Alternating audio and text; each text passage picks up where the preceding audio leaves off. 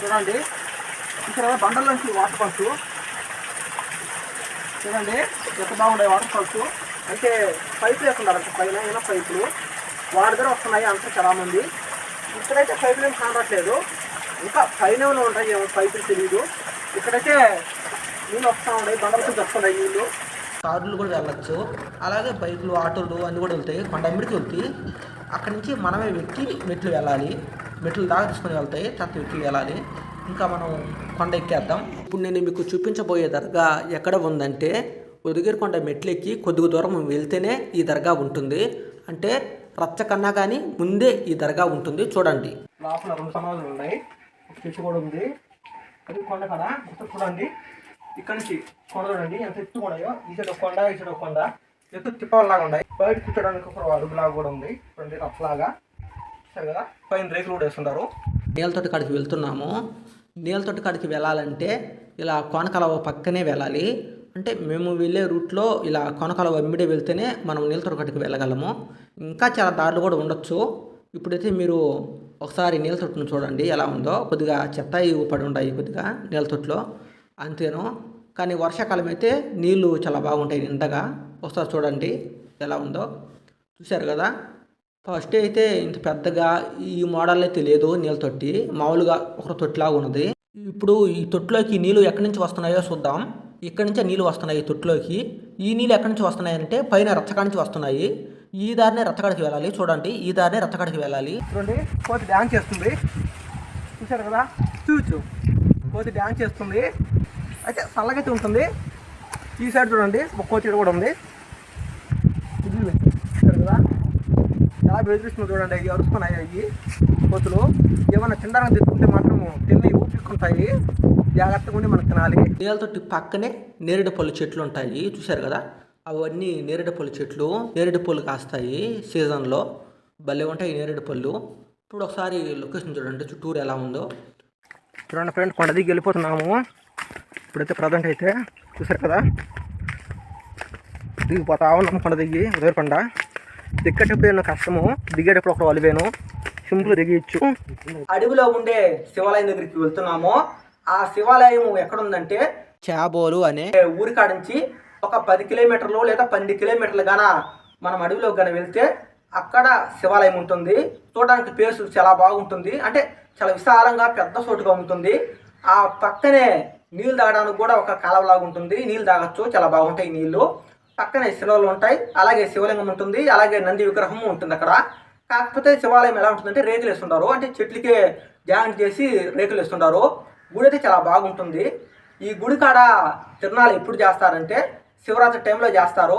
వీడియోలోకి వెళ్ళిపోదాం ఫ్రెండ్స్. చూడండి, ఈరోజు మనము ఎక్కడికి వెళ్ళామంటే అడవిలో ఉండే శివాలయం దగ్గరికి వెళ్ళాము. శివాలయం పక్కనే రేకులేసి శిలలు కూడా పెట్టుంటారు. చూడండి క్లియర్గా. ఈ శిలల పేరేంటో మీకు కానీ తెలిస్తే కామెంట్ చేయండి. చూస్తున్నారు కదా శిలలు ఎంత అందంగా ఉన్నాయో చూడడానికి. ఈ శివాలయాన్ని సిద్ధుల కోన అని కూడా పిలుస్తారు. ఎందుకు అలా పిలుస్తారంటే ఈ శివాలయం ఉండే ప్రాంతంలో సిద్ధులు, ఋషులు, సాధువులు తపస్సు చేసేవాళ్ళంట పురాతన కాలంలో. అందుకని సిద్ధుల కోన అని పిలుస్తారు. చూస్తున్నారు కదా, చుట్టూరు మొత్తం అడవేను. అడవి మధ్యలో ఈ శివాలయం ఉంది. ఈ శివలింగం కూడా పురాతన కాలం శివలింగమేను. చూశారు కదా ఎంత అందంగా ఉందో. ఇప్పుడు ఈ గుడికి వచ్చే దారి చూద్దాం. ఊరికి ఫస్టే చాబోలు అనే బోర్డు ఉంటుంది. ఈ రూట్ వచ్చి చాబోలు వెళ్ళే రూటు. క్లియర్ చూడండి, చాబోలు వెళ్ళే రూటు ఇదేను.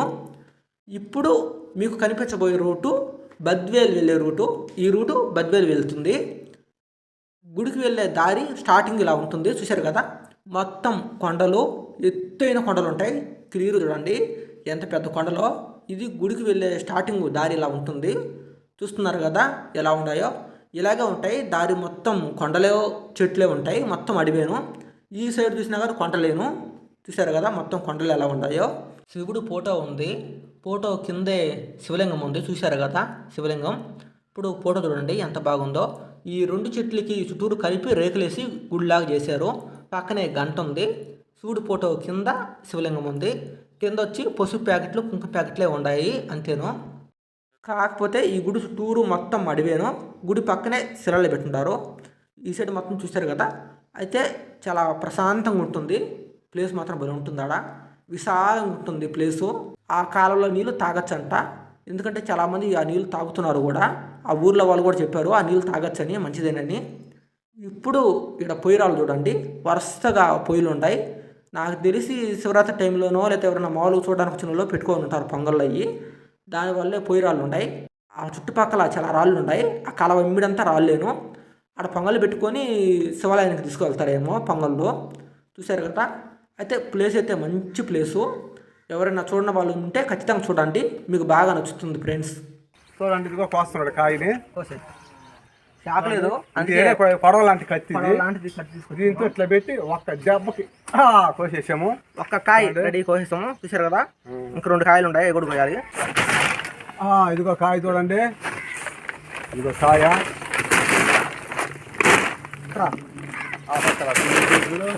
కాయ చూసి చూడండి, బాగుంది కాయ. కోసేస్తున్నాం చూడండి. కాడ పట్టుకొని అట్ట. చూసారు కదా. చూడండి ఇంకో కాయ కూడా ఉంది, పెద్ద కాయ ఉంది. ప్రభా సైజ్ పెద్దది కానీ రుచిగా ఉంటుంది చూసి వాళ్ళకి. పట్టుకొని కోసేస్తా. చూడండి చిన్నగా కొమ్మలు బాధ్య కొమ్మ పట్టుకు పైకి అది కాయ చూడండి. ఇదిగో కాయ రెడీ, కూరకు రెడీ కాయ. చూసారు కదా. సొరకాయ కోసేసాం ఫ్రెండ్స్. చూడండి ఏ విధంగా సొరకాయలు ఉన్నాయి చూడండి. చూసారు కదా.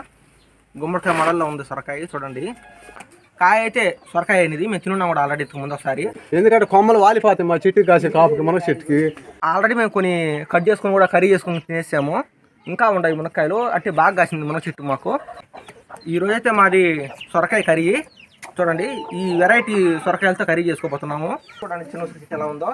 ఇంకొద్ది పెద్ద అయితే కాయలు కాస్తుంది. ఇది పెద్ద పెద్ద మానేం కాదు చెట్టు. ఇవాళ మేము అడవికి వచ్చాము.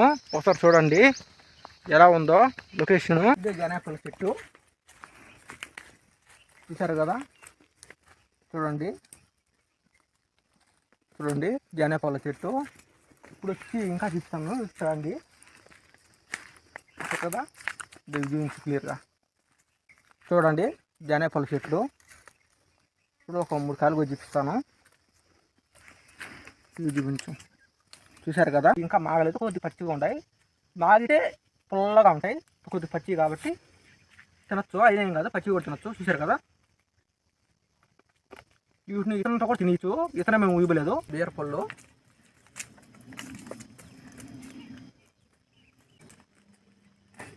చూసారు కదా. అలా తిని ఇతను కూడా కృషి చేయాలి అంతేను. ఇవాళ సరదాగా అడవికి వచ్చాము. అడవికి వచ్చి నడుచుకుంటూ వెళ్తున్నాము. జానేపళ్ళు అలాగే బీరపళ్ళు అవి చూపించాము వీడియోలో. ఇప్పుడైతే నడుచుకుంటూ వెళ్తున్నాము ఇంటికి. మామిడి తోట ఎంత అందంగా కనిపిస్తుందో. ఈ మామిడి తోట పక్కనే ఆంజనేయ స్వామి వారి శిల కూడా ఉంది. ఆ శిల కూడా చూపిస్తాను ఈ వీడియోలో మీకు. ఇప్పుడు మీరు చూస్తున్నది ఉదగిరి కొండ. చూసారు కదా. దగ్గరగా చూస్తే ఉదగిరి కొండ ఇలా కనిపిస్తుంది. ఇప్పుడు దూరం నుంచి చూద్దాం. చూసారు కదా ఉదగిరి కొండ ఎలా ఉందో. మామూలుగా ఉదగిరి కొండ మొత్తం మబ్బులు గమ్మేస్తున్నాయి. చూసారు కదా. చూడడానికి చాలా అందంగా కనిపిస్తుంది ఉదగిరి కొండ. ఫ్రెండ్స్ ఈ శిల వచ్చి ఆంజనేయ స్వామి శిల. ఈ శిల ఎక్కడుందంటే ఉదయగిరి ఫారెస్ట్లో ఉంది.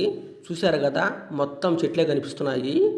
కానీ ఈ ఆంజనేయ స్వామి శిలకి పక్కనే మామిడి తోట కూడా ఉంది. ఇప్పుడు మనకు కనిపించేదే మామిడి తోట. అక్కడికే వెళ్తున్నాము. ఆ మామిడి తోట వచ్చి రాజుల కాలం వచ్చి ఒక 1/2 కిలోమీటర్ దూరము, కిలోమీటర్ దూరము మొత్తం మామిడి చెట్లే ఉన్నాయంట. అంత పెద్ద తోట. ఇప్పుడు ఒక 10-15 చెట్లు ఉన్నాయి అంతేను. చాలా వరకు చెట్లు తగ్గిపోయాయి. చూశారు కదా. కానీ మామిడికాయల సీజన్లో మాత్రం మామిడికాయలు భలే కాస్తాయి ఈ చెట్లు ఇప్పుడు కూడా. ఉదయగిరిలో మామిడి చెట్లు అనే తోట ఉంది ఒకటి, పాతకాలంది. అక్కడ ఆంజనేయ స్వామి వారి శిల చెట్టు బండ మీద వదిలేస్తుంటారు శిలని. ఆ శిల మీకు చూపిస్తాను, ఒకసారి చూద్దురు రండి. ఇది మొత్తం అడవిలోనే ఉంది శిల. చూపిస్తాను రండి. ఒకసారి క్లారిటీగా వీడియోని చూడండి. నా వెనక ఉదయగిరి కొండ కనిపిస్తుంది ఈ వీడియోలో, అలాగే కోసుకొండ కనిపిస్తుంది. మీరు క్లియర్గా చూసి కామెంట్ చేయండి. చూడండి ఇదే ఆ శిల. ఇప్పుడు మీకు ఇలా కనిపిస్తుంది కదా. ఇప్పుడు వెళ్ళి బాగా తీస్తే బాగా కానొస్తుంది. ఒకసారి చూద్దరు. ఇక్కడ తీసుకురా. ఇక్కడ పూజలు కూడా చేస్తుంటారు. పూజలు వచ్చి డబ్బాని పూజలు కూడా చేస్తుంటారు. చూసారు కదా. నూనె డబ్బా. ఇప్పుడు చూడండి ఆంజనేయ స్వామి వారి శిల చూడండి. ఇప్పుడు చూపిస్తుంది శిల బాగా చూపిస్తుంది. దగ్గర నుంచి కింద నుంచి చూపిస్తుంది. ఇప్పుడు నేను చిన్నప్పుడు వచ్చి చూసినప్పుడు అయితే చాలా నీట్గా ఉన్నది ఆంజనేయ స్వామి వారి శిలయను. అది పగలగొట్టి వెళ్ళి సిమెంట్ మొత్తం వేశారు, మన అతుకులు రెండింటికి సిమెంట్ పూసారు. మీరు క్లియర్గా చూడండి ఇంకొకసారి.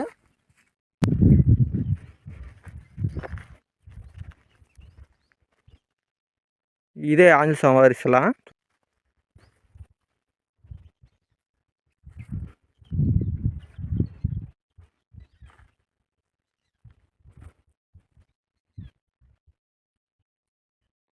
చూశారు కదా, క్లియర్గా చూడండి. మొహం క్లియర్గా ఉన్నది ఆంజనేయ స్వామి వారికి. పూజలు చేసేవాళ్ళు అప్పట్లో కాళ్ళు కూడా పగలగొట్టేశారు. వాటికి సిమెంట్ వేసి ఒకరు పూసుంటారు. ఇప్పుడు చూసారు కదా సిమెంట్ ఎలా పూసుంటారో, ఎంత చల్లగా ఉందో. ఈ చెట్లు ఏమి ఇప్పుడు ఒక 10-15 చెట్లు ఉన్నాయి. ఇప్పుడు పాతకాలం అయితే లేవు. ఒక 1/2 కిలోమీటర్ వరకు ఈ చెట్లు కొన వరకు ఉన్నాయి. ఇప్పుడు చాలామంది కొట్టేశారు. మామూలుగా అయితే ఈ చెట్లు చాలా ఎక్కువ ఉన్నాయి. ఇప్పుడు ఒక 10-15 ఉన్నాయి చెట్లు అంతే. నాకు తెలిసినప్పుడు కూడా ఒక 20-30 చెట్లు దాకా ఉన్నాయి. అయితే సీజన్లో అయితే మామిడికాయలు బలి కాస్తాయి. ఈ సీజన్లో ఆ శిల ఉండే దగ్గరే ఉంది ఈ తోట. చాలామందికి తెలియకపోవచ్చు, ఉదగిరిలో వాళ్ళకి కూడా. కొంతమందికి తెలుసు, బయట ఊరు వాళ్ళకైతే కొంతమంది తెలియదు అసలు. ఒకసారి క్లియర్గా చెట్లను చూపించు.